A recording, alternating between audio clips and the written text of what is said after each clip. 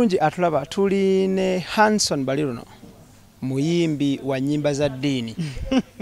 Neze nsyo ziyimba. Sizansi ndi muyimbi ng'omulimu. Edini nzikiriza. Okay. Toyinayo linnya ddala lya abantu babeera n'amannya abiri lya stage n'amazaalirano. Nze Hanson Baliruno banzaala nze Hanson Baliruno ku stage nze Hanson Baliruno yenze original. Thank you so much. Okay. Yeah. Hanson tukusanze mu nnyonyo ku jahazi mu lukuŋŋaana lw'abayimbi. What exactly brought you here? What brought me here is kwe kuwuliriza endowooza z'abayimbi bannange kye balowooza about nawulidde waliwo amateeka ge baagala okufulumya ne tukuŋŋaanyizibwa nange kwe kujja mpulirize bayimbi bannange kye bateesa nange mbawo endowooza yange ŋŋanze. A sneak peek of what you heard about mu bage bago erigenda okukwata ku bayimbi okyogerako ki? Bobutuufo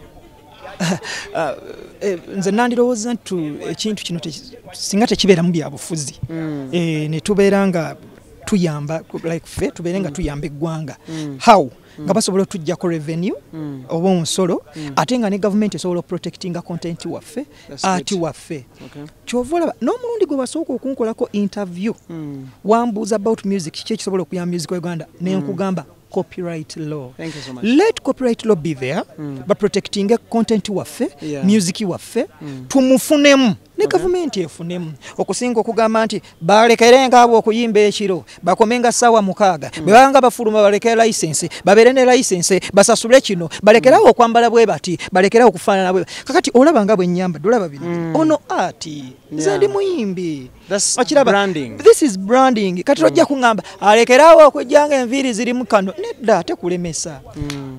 Kyensaba tujje politics mu music. Kiki ekitutta abayimbi mu politics? Buta protectingibwa music waabwe. Music tali mu sente. So they feel they're exhausted. Hey, music tali mu sente. Tuzenga tubyogera. Kati nyonyo bwe kati akasobola okusolvinga fene kubanga fene bana byabufuzi tubadde ba mikwano kumala ebbanga. Always they've been taking us okubayimbira ku lale zaabwe.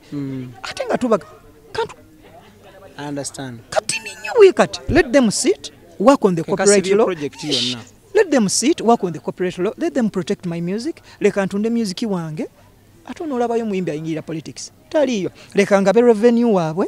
Tubeere mu mirembe ekivulu bwe kibeera ule kampe y'akasente katono bambi tatufuna sente nyingi nga be balowooza okitegeera kati ne weesanga bambi tutandise bubotiki tutandise ki tuyingidde politics tukoze eki okitegeera bazibikiddeyo okitegeera so let the government let the government work on the copyright law. After working on the copyright law ebirala byonna bijja tambula bulungi. Tweyanzize mwe musinze mwebale tuwagira.